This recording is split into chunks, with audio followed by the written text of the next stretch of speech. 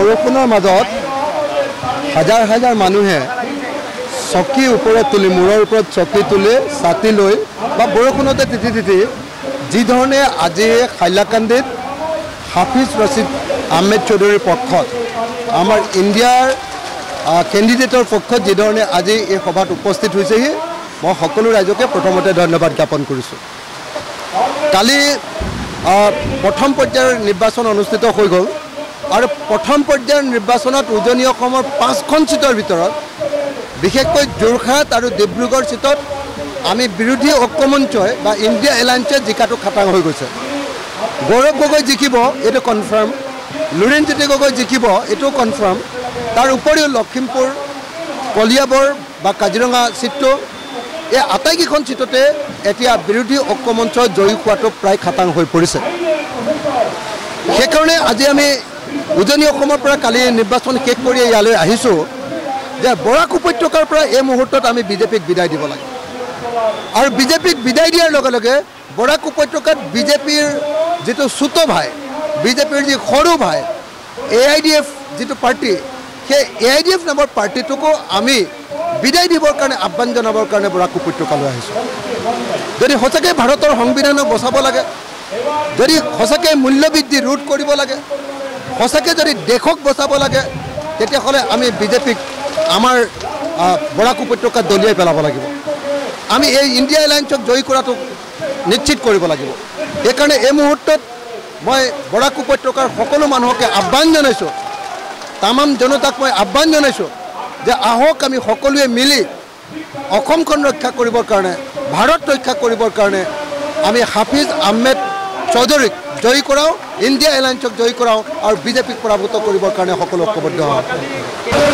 মই এটাই কথা কওঁ, 50 বছৰ বাদ দিয়ক, মাত্ৰ 50 দিনৰ পাছত আপোনালোকে সকলোৱে দেখিবলৈ পাব, মাত্ৰ 50 দিন নহয়, জুন মাহৰ 4 তাৰিখ 4 জুন তাৰিখৰ দিনা আপোনালোকে সকলোৱে দেখিবলৈ পাব যে হিমন্ত বিশ্ব শৰ্মাৰ জমিদাৰী অসমত খতম, শেষ হৈ গ'ল।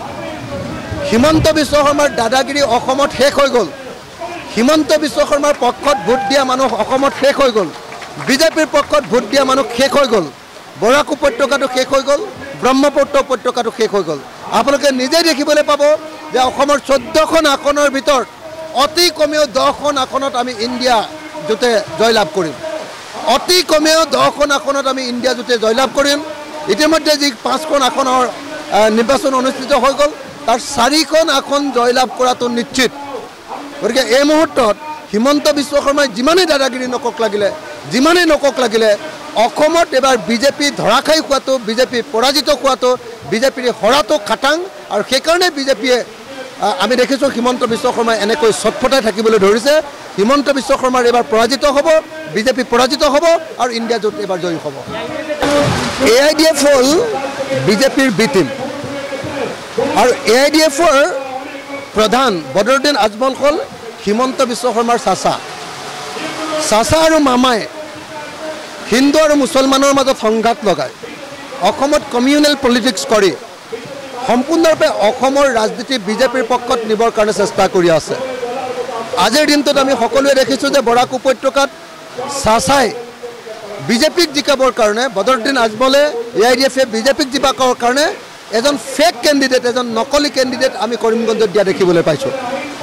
গতিকে কৰিমগঞ্জত বদৰুদ্দিন আজমলৰ দলৰ যি প্ৰাৰ্থী তেওঁক পৰাজিত কৰিব লাগিব, একেলগতে বিজেপিক পৰাজিত কৰিব লাগিব আৰু চাচা মামাক পৰাজিত কৰি অসমত সাম্প্ৰদায়িক ৰাজনীতিৰ উৰ পেলাব লাগিব, সাম্প্ৰদায়িক ৰাজনীতি খতম কৰিব লাগিব, সাম্প্ৰদায়িক ৰাজনীতি শেষ কৰিব লাগিব আৰু বিজেপি আৰু AIDFক একেলগতে বৰাক আৰু ব্ৰহ্মপুত্ৰত আমি দলিয়াই পেলাব লাগিব।